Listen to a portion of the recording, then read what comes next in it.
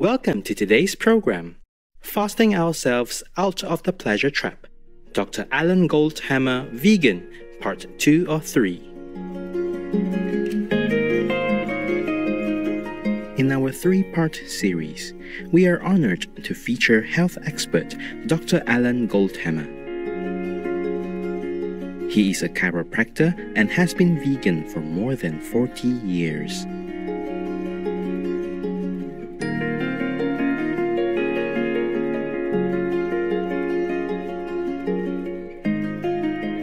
To encourage the public to return to a healthier life, Dr. Goldhamer co-authored the book, The Pleasure Trap, Mastering the Hidden Force That Undermines Health and Happiness, to share his insightful observations on removing barriers to wellness and the practice of water fasting. In 1984, Dr. Goldhamer established the Santa Rosa, California, USA-based True North Health Center that provides medical, chiropractic, naturopathic, massage, and acupuncture services.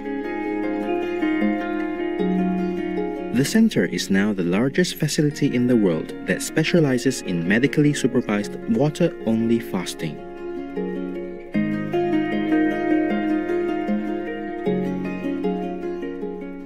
In the first episode, Dr. Alan Goldhamer expounded on the concept of the traps in people's diets, namely eating unhealthy processed foods.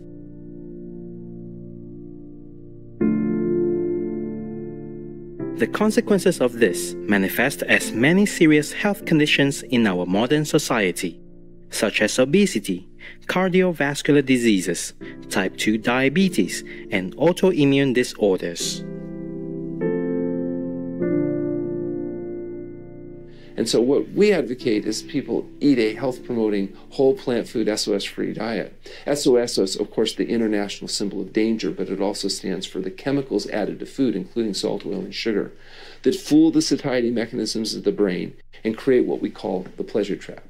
And so, in our experience, eating a whole plant food diet will result in helping normalize weight because it normalizes satiety and gives people a way of sustaining high nutrition without dietary excess. For example, when you eat whole plant foods, you get a lot of fiber. The higher fiber intake tends to have a satiating effect. The diets we recommend are actually about 10 to 12% of calories from protein, about 15 to 18% of calories from fat, with the balance coming from whole plant food complex carbohydrates. Today, Dr. Goldhamer delves into the details of water fasting and how it can be a mode to restore health. The big part of our energy and function is involved in digestion. You know, digestion is a really energy-consuming, intense process. And that may be one of the benefits of fasting, is that you don't have to put a lot of energy into all of those processes. You're living on reserves that are burned very efficiently, and it may be that the body's, quote, energy, so to speak, can be diverted into healing rather than carrying on functions of digestion and assimilation and elimination. Well, you start with the feeding that's done before fasting.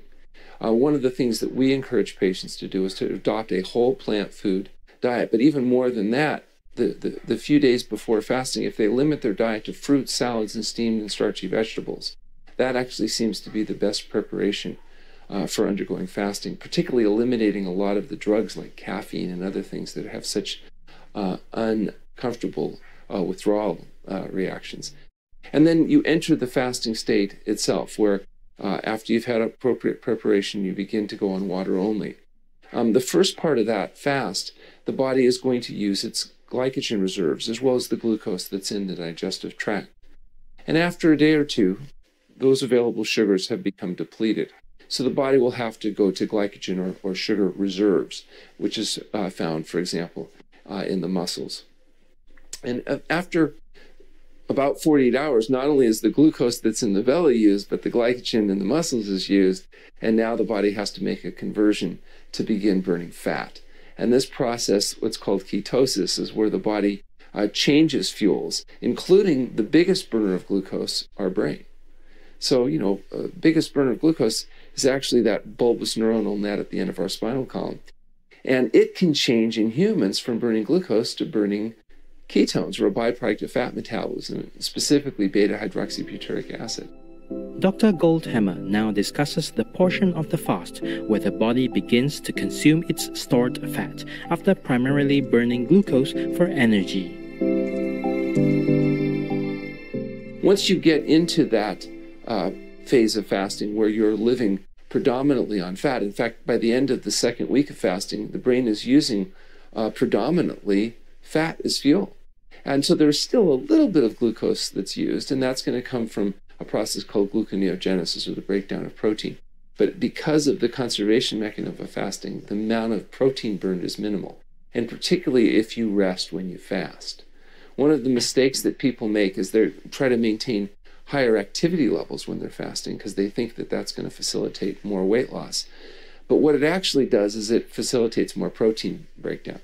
So by resting, you can increase the likelihood that most of the fuel that you're burning is going to be fat rather than protein. To cope with toxins entering the body that cannot otherwise be removed, the body may put them in our fat stores. Thus, burning fat has a detoxifying effect on our system, which benefits our overall health. Toxic metals and other harmful elements are discharged from the body during ketosis as part of the fat reserves being utilized.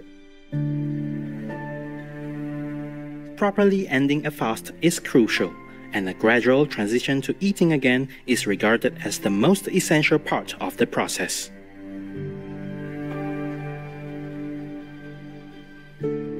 So too rapid a return to feeding after a long period of fasting can be a significant and serious event, and can result in problems including things like refeeding syndrome or other conditions that can be very serious. So it's important that refeeding after fasting be done progressively. In our facility, we typically have a day of fresh fruit or vegetable juices for every week of fasting, a day of raw fruits and vegetables for every week of fasting, and then slowly introduce the more concentrated foods as a person's digestive system recovers after their fasting period. And of course, our patients fast anywhere from 5 to 40 days on water. So yeah, it can become a very serious process that does require medical supervision and appropriate monitoring in order to ensure that it's safe and effective. Fasting results in hormonal changes in the body, which encourage more moderate eating patterns. Dr. Goldhamer explains.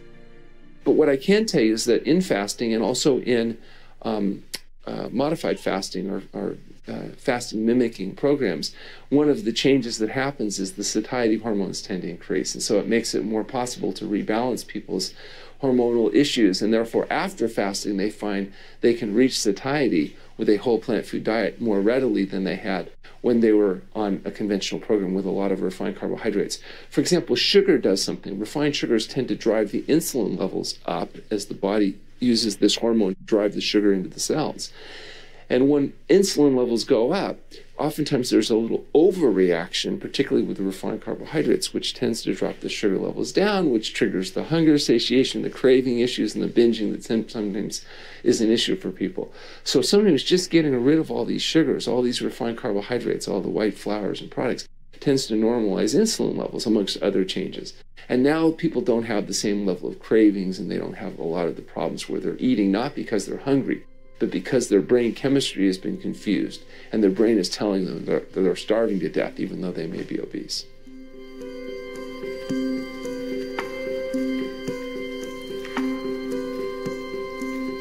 We thank Dr. Alan Goldhamer for his detailed insights on water fasting, and are pleased to know he recommends a plant-based, SOS-free diet as the most beneficial choice for health. Please join us on Saturday, August 22nd for the final episode of this series, Fasting Ourselves Out of the Pleasure Trap, Dr. Alan Goldhamer, vegan. To learn more about the True North Health Center, please visit healthpromoting.com. Dr. Goldhamer's book, The Pleasure Trap, is available at amazon.com.